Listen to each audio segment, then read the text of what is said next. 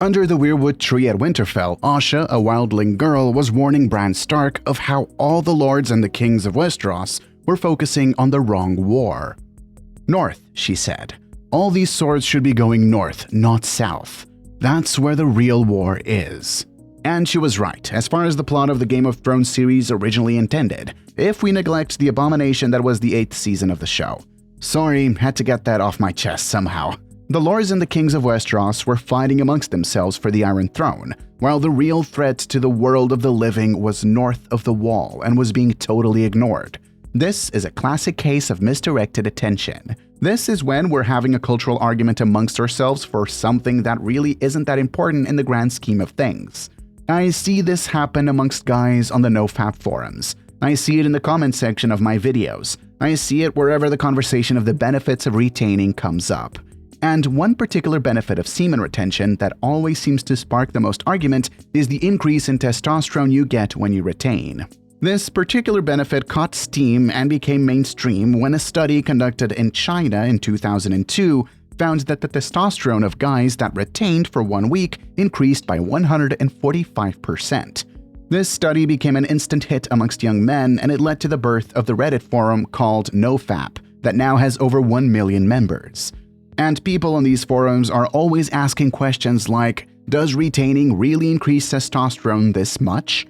And another person will chime in and say, no, the testosterone levels of those men dropped back to baseline after 14 days of retaining.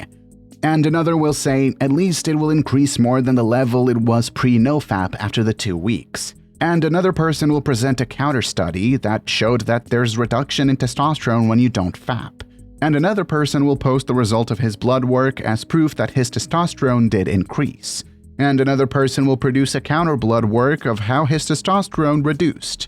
And another person will hit them with the prostate cancer argument. And on and on and on. The battle rages on without any resolution in sight. At this point, you might be wondering why men today are obsessed with their testosterone levels. Why is this particular masculine hormone a touchy subject? Well, according to recent large-scale studies, the average testosterone of guys has dropped by over 10%. When they compared men in 1987 to men in 2002, they found that there's an average drop of testosterone by 1% every single year. And as we've been told, to be a high-value man, whatever the hell that means, you need to have ridiculously high testosterone levels. So you can see why this is a touchy subject amongst guys, and why they're obsessed with doing everything they can to increase this hormone.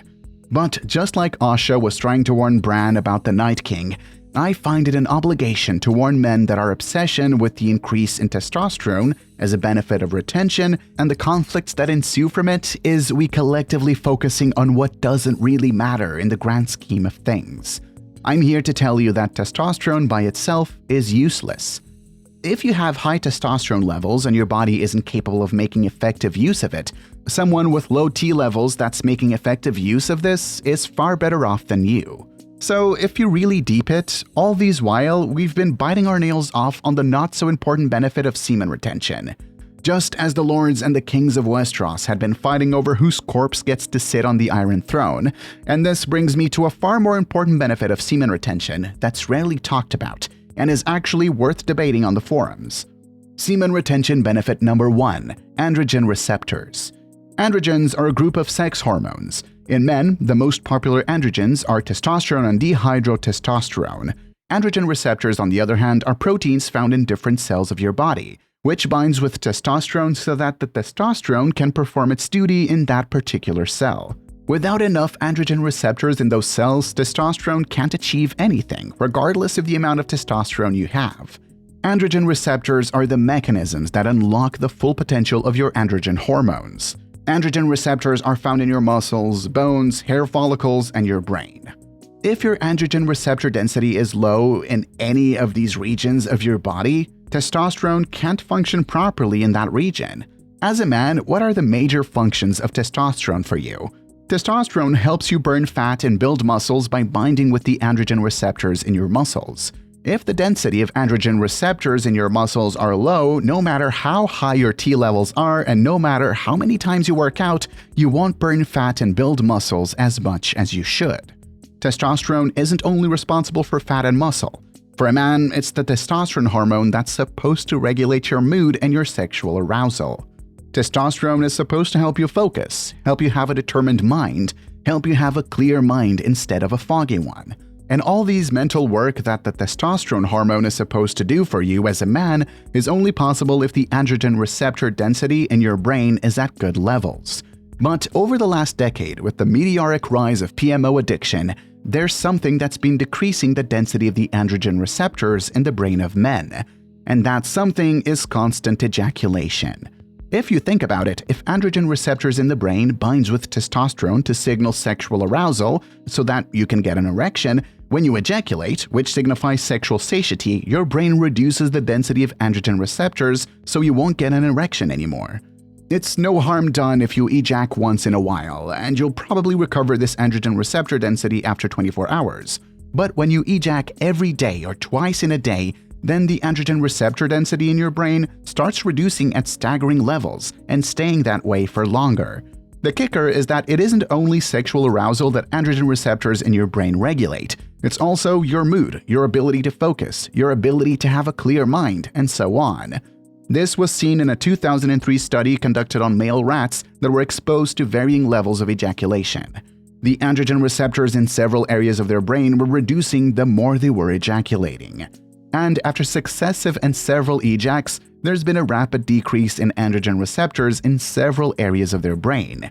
And another study found that these reductions lasted for more than 48 hours in some cases. So when you refrain from ejaculating for some time, the androgen receptors are not reduced, and testosterone is allowed to do its job in your brain. That's why you might see that your mood improves, you're more focused, you have a higher libido, and you have less brain fog when you start retaining.